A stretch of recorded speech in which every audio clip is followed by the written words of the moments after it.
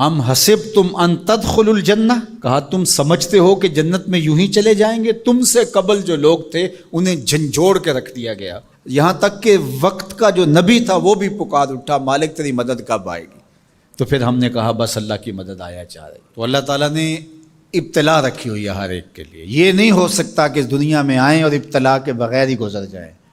کوئی آدمی ایسے ہی گزر جائے، ایسے نہیں ہو سکتا، ابتلا سے اس کو گزرنا پڑے گا جیسے بھی گزرے۔ اللہ مال دے کے بھی آزماتا ہے اور غربت دے کے بھی آزماتا ہے، یہ دونوں آزمائشیں ہیں اس کی۔ کبھی صحت دے کے آزماتا ہے، کبھی بیماری دے کے آزماتا ہے، کبھی فراغت دے کے آزماتا ہے، کبھی مصروفیت سے آزماتا ہے، کبھی بھوک سے آزماتا ہے، کبھی انواع و اقسام کے کھانے فراواں دے دیتا ہے، اب آزمائش ہوتی ہے۔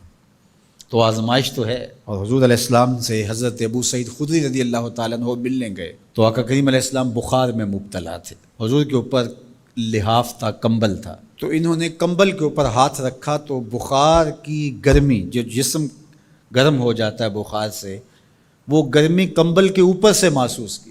تو حضرت ابو سعید نے عرض کی یا رسول اللہ یہ کیا؟ فرمایا ہم کو تکلیفیں دوہری ملتی ہیں، اجر بھی دوہرا ملتا ہے۔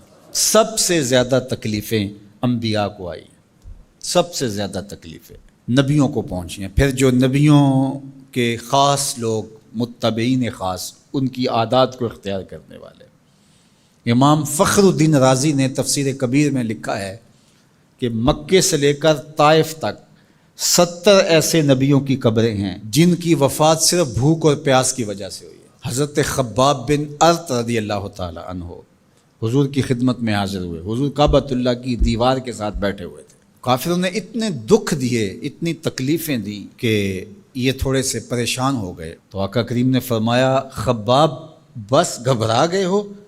تم سے قبل ایسے لوگ بھی گزرے ہیں جس کے جسموں کو لوہے کی کنگھیوں سے چیرا گیا، حتیٰ کہ ان لوہے کی کنگھیوں کے دانے کے نشان ان کی ہڈیوں پہ پڑے، ان کی لکیریں ان کی ہڈیوں پہ آئیں اور یوں لوہے کی کنگھیوں سے ان کی بوٹیاں نوچی گئی اور ان کو کہا گیا دین کو چھوڑ دو۔ انہوں نے کہا جو کرنا ہے کر لو، ہم دین کو نہیں چھوڑ سکتے۔ حضرت زکریا کے سر پیارا رکھ کے پاؤں تک چیر دیا گیا، لیکن پڑھو ان کی سیرت، ان کی زبان سے اف بھی نہیں نکلی، زخم پہ زخم کھا کے جی، خون جگر کے گھونٹ پی، آہ نہ کر لبوں کو سی، یہ عشق ہے دل لگی نہیں۔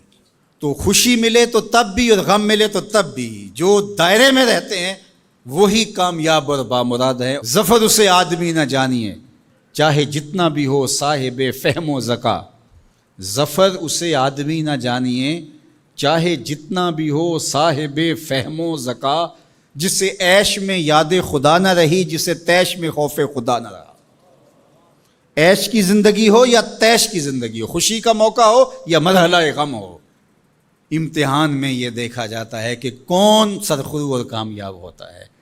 تو یہ زندگی امتحان گاہ ہے، کبھی مال کی فراوانی امتحان، کبھی غربت امتحان، کبھی پھلوں کی کثرت امتحان، کبھی پھلوں کا لٹ جانا امتحان، کبھی اولاد کی کثرت اور فرما بردار اولاد نصیب ہو جانا یہ امتحان، اور کبھی اولاد کا مر جانا یا نافرمان نکمی اور آوارہ اولاد پلے پڑ جانا یہ امتحان۔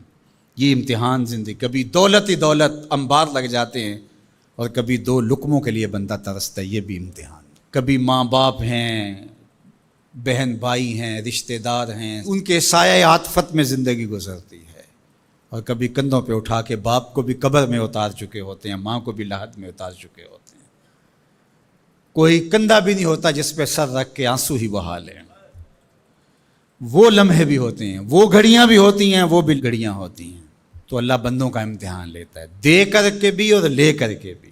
اب کون ہے جو دونوں مرحلوں میں شکریہ ادا کرتا ہے؟ جو اللہ کے بندے ہوتے ہیں وہ کبھی بھی اللہ کی رضا کے دائرے سے باہر نہیں نکلتے۔ ان کے دو ہی رنگ ہوتے ہیں، کبھی شکر کرتے ہیں، کبھی صبر کرتے ہیں۔